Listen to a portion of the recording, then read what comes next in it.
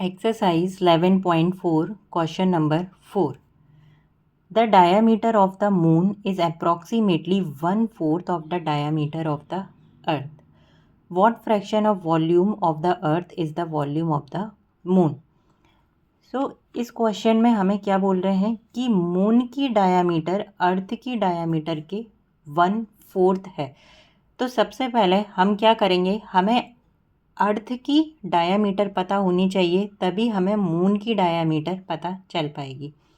And earth की diameter हमें नहीं पता, तो हम क्या करेंगे, पहले डायामीटर लेट ना करते हुए what we will let the radius of the earth be capital R. Capital R क्यों लिया, क्योंकि अर्थ बड़ी होती है, मून छोटा होता है, that is why we have taken its radius as capital R, just to do the distinction between the radius of moon and earth.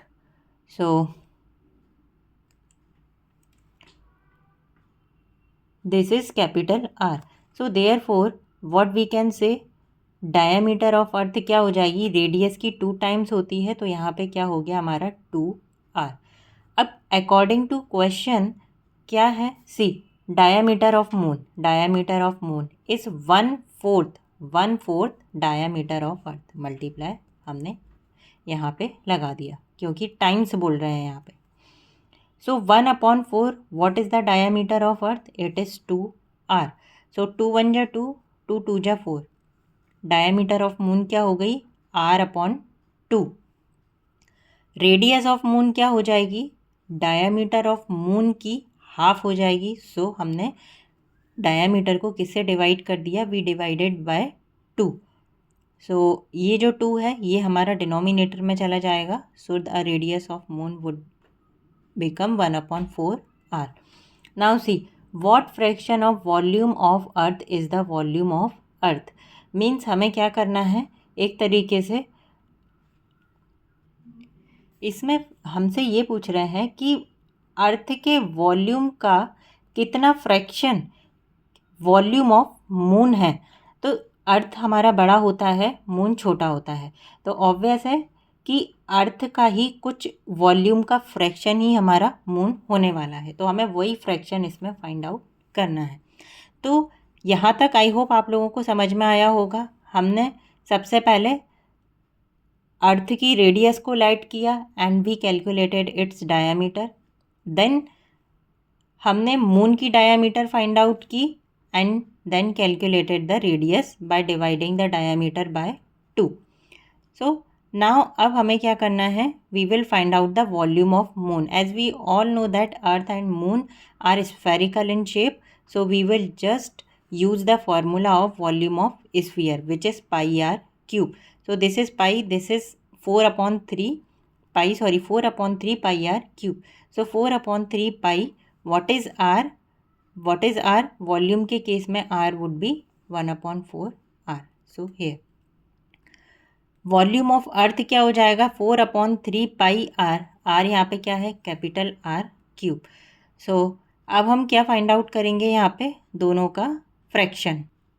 So see volume of earth का कितना फ्रैक्शन वॉल्यूम ऑफ मून है। तो volume of moon means जो छोटा है वो हम ऊपर लिखेंगे और जो बड़ा है उसको हम नीचे लिखेंगे, क्योंकि नीचे वाला ही हमारा बचने वाला है, that is why. So 4/3 pi r/4 का whole cube, if you can see here 1 multiply by r we will get r। So इन दोनों को मल्टीप्लाई करके हमने r लिख दिया and 4 as it is and this.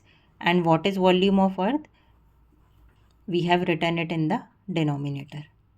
So see ये पूरी यूनिट से 4/3 से 4/3 कैंसिल आउट हो जाएगा, पाई से पाई कैंसिल आउट हो जाएगा, हमारा क्या बचेगा, r/4 का क्यूब अपॉन r का क्यूब। सी सो हम इसको खोल देंगे, r का क्यूब, 4 का क्यूब कितना होता है 64, जो कि हमारा डिनोमिनेटर में शिफ्ट हो जाएगा। सो r के क्यूब से r का क्यूब कैंसिल आउट हो गया, कितना बचा हमारा 1/64। सो वॉल्यूम ऑफ मून का वॉल्यूम कितना हो जाएगा हमारा 1/64 मल्टीप्लाई बाय वॉल्यूम ऑफ अर्थ। ये कैसे आया? सी, आप ये वाला जो फॉर्मूला है इसमें देखो, हमारा वॉल्यूम ऑफ अर्थ डिनोमिनेटर में है, जब ये शिफ्ट होगा तो डिनोमिनेटर से कहाँ पहुँच जाएगा, हमारा न्यूमिनेटर में पहुँच जाएगा। सो यहाँ पे हमारा सॉल्व करने पे कितना बचा, 1/64।